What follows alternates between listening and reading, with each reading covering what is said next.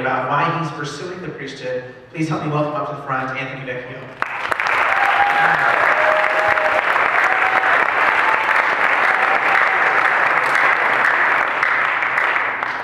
Hey guys, how you doing? Okay, my name is Anthony Vecchio. Graduated from Richland High School, currently at Good Shepherd. Next fall, I'll be entering into Holy Trinity Seminary.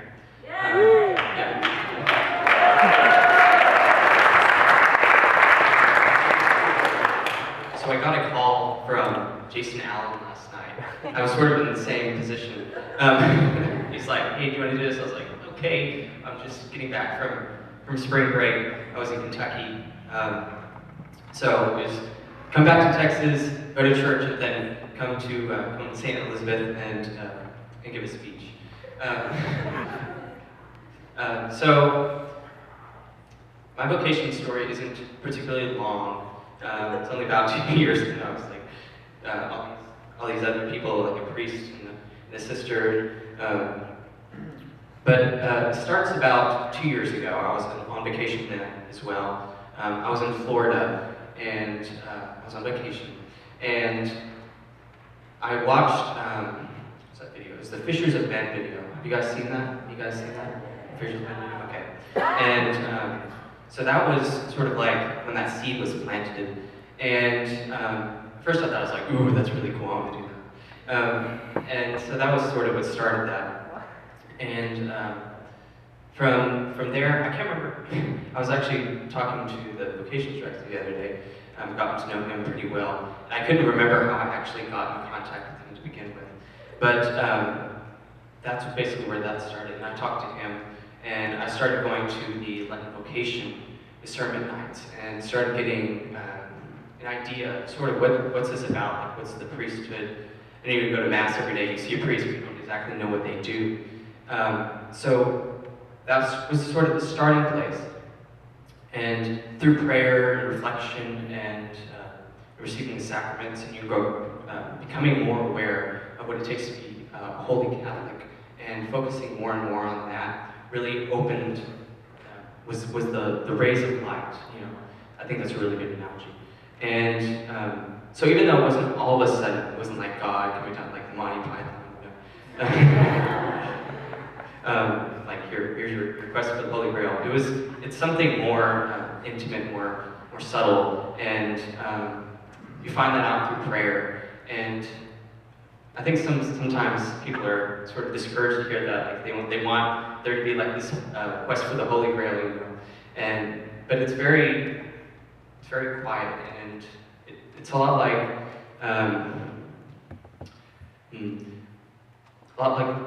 you know, you hear this, like the springtime comes, and it's not all of a sudden the greenery, but you can sort of see like this green starts coming very slowly, and then one day you just walk out and you're like, wow, this, you know, what a beautiful springtime. And it's a lot like that. So, where am I chronology? Let's see. So about last December. That was after I submitted my application, and I got accepted as a seminarian for the diocese of Fort Worth.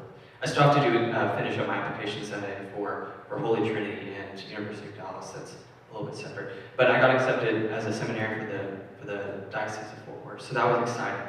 And so yeah, it's not particularly a long story, you know. It's basically all I.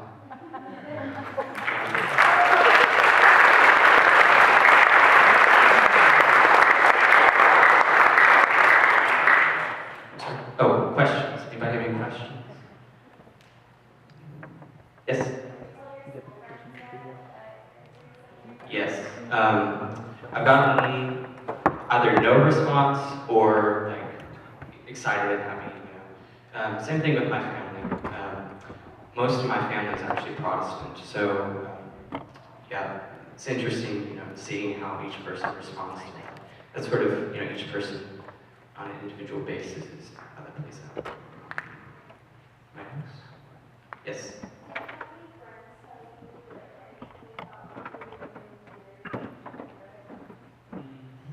What was the question? Oh, sorry. Where did any of my friends, whenever they heard that I was thinking about seminary and got accepted, did they think that that was weird? Not really, actually.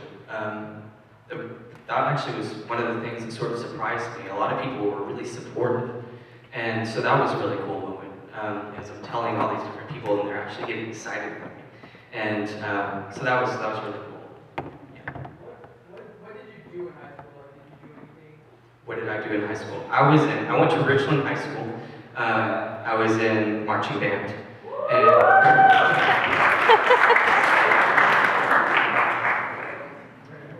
I was looking at Christina Henson. Hi, Christina. So yeah, I did that. That occupied most of my time, as band tends to do. You gotta do this. I was also in a leadership role for that. So that consumed most of my time. Other than that, just regular school stuff. Was I in pre-AD classes? Well, no. I don't know how to answer that. Yes. What did I play? In concert season, I played oboe, funny name, cool instrument. And I also played alto saxophone and bari saxophone, jazz band. So, yeah. Yes. What are you most looking forward to about seminary and then overall just in your journey of becoming a priest and when you are a priest, what are you most looking forward to? Okay, everybody hear that? What are you most looking forward to, first as a seminarian and second as a priest? As a seminary, I'm looking forward to the fraternity. I've been hearing a lot of really cool things about that, and that's actually gotten really exciting to be able to engage other men who are young adults who are, going on the same path as I am, interested in largely the same things. And as a priest, assuming I do become a priest one day, I think I'll be looking forward most to, particularly the sacrament of reconciliation and really teaching other people about the faith. That's another big one. I guess. Yes. Before ever wanting to become a priest, was there anything else that you wanted to do? Yes. Before I thought about the priesthood, I had this sort of idea in my mind that I might be a music educator of some sort.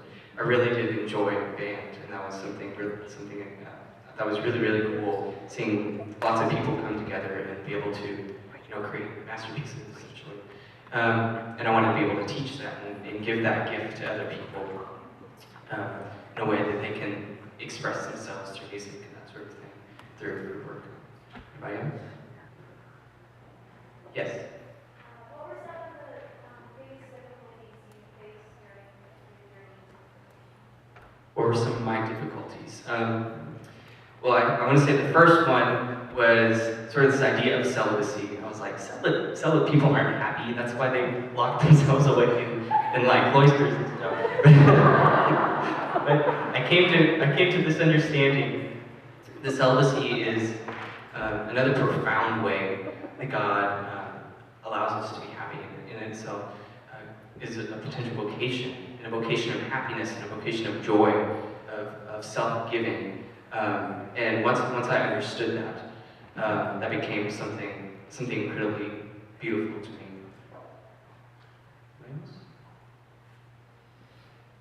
Oh, yes.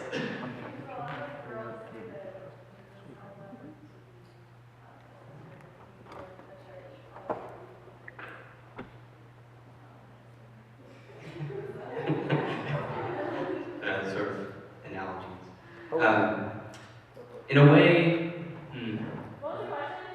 oh, I'm sorry. The question was, did, in the same way, some of the sisters and nuns say that Jesus called them to be his wife, would you say that you felt called by the church to be husband? I never actually thought about it that way. I think part of it was really just growing in becoming more cognizant of the idea of every person has a vocation to holiness, and then starting from there. And as I figured out more and more, what are my personal tendencies, what are my strengths, what are my weaknesses, looking at that, where can I serve, well, I guess where can I serve the church best?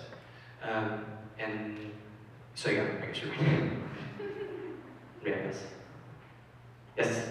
How was the support that you got, be it positive or negative? So how was the support? For seminary, entering seminary? Yeah, And, for the most part, it was pretty good. I either got a response, you know, a good response, or I didn't really get any feedback. So yeah.